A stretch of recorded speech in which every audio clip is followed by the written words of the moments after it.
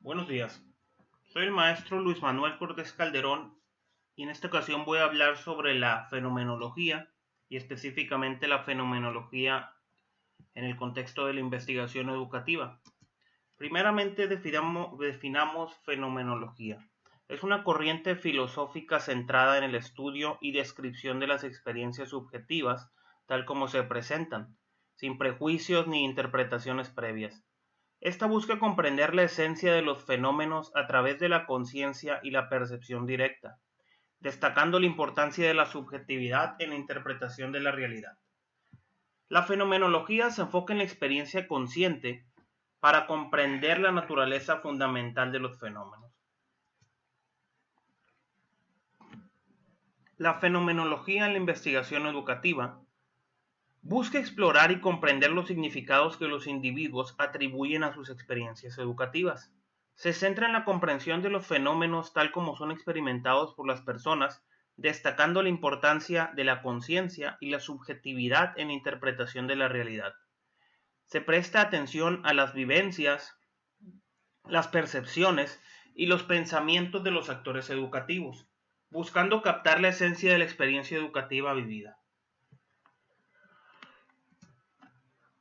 Tech nos dice: antes que estudiar el impacto de un programa diseñado para facilitar la integración de alumnos pertenecientes a minorías étnicas, por ejemplo, o estudiar la cultura de la clase multirracial o las interacciones entre jóvenes de distintas razas, la fenomenología se interesaría por cómo es la experiencia de ser un alumno perteneciente a una minoría étnica en una clase de integración.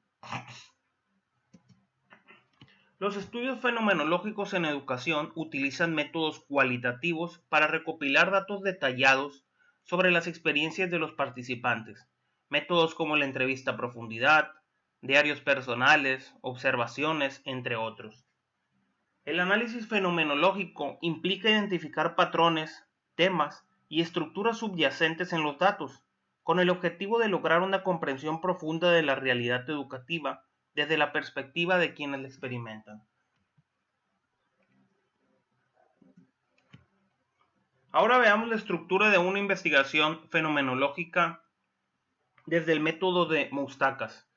El autor Moustakas, en su libro referente para las investigaciones fenomenológicas, Phenomenological Research Methods, presenta la siguiente estructura metodológica. A. Preparación de la recolección de datos. B. Recolección de datos. C. Organizar, analizar y sintetizar los datos. Y por último, crear un resumen, implicaciones y los resultados. La parte de preparación de la recolección de datos.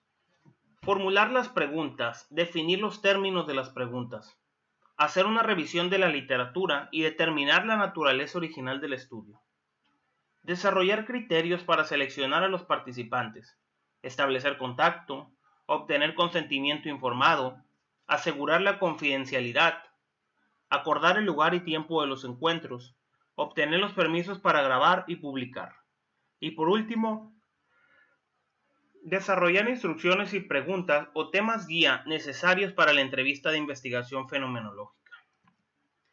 En la parte de recolección de datos, primeramente sería participar en el proceso como una forma de crear una atmósfera y relación que permita la adecuada conducción de la entrevista.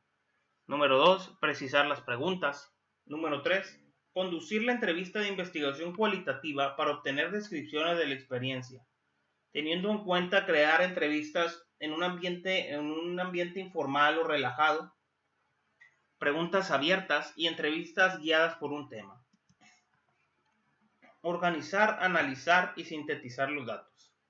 Este punto consiste en desarrollar descripciones textuales y estructurales y realizar una síntesis de los significados esenciales textuales de la vivencia. Por último, el resumen, implicaciones y resultados.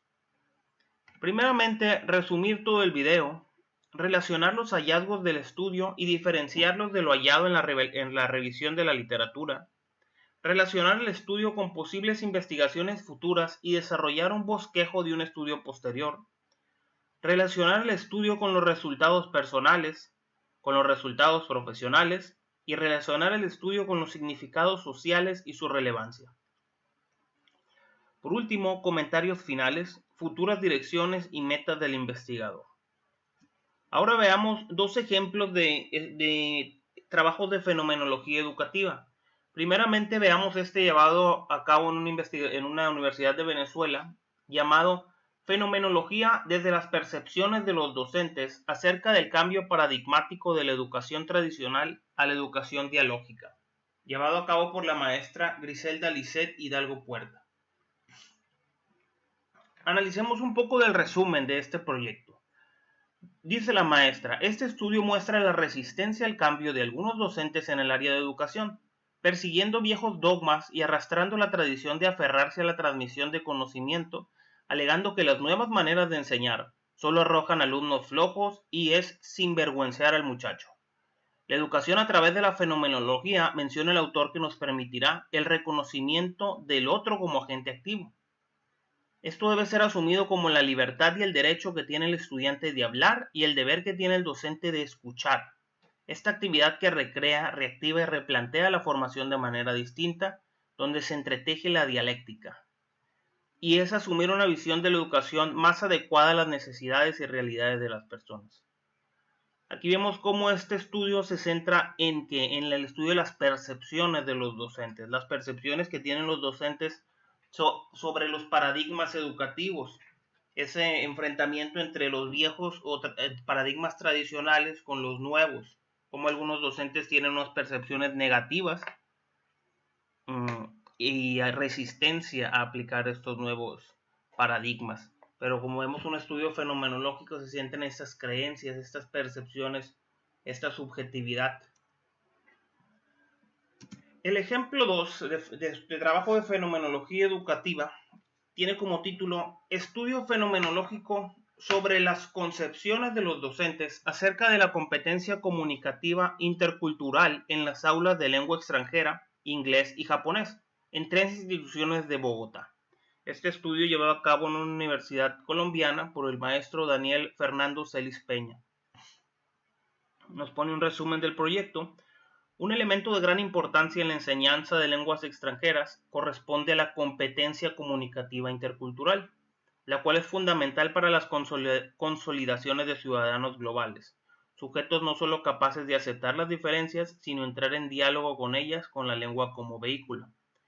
Podemos identificar las concepciones que tienen los docentes sobre dichas competencias, las cuales permitirán el acercamiento a la comprensión del papel que éstas juegan, así como la razón en la manera en la que la competencia comunicativa intercultural hace parte de su quehacer, lo cual se refleja en sus actividades en el aula, el desarrollo de sílabus, entre otros.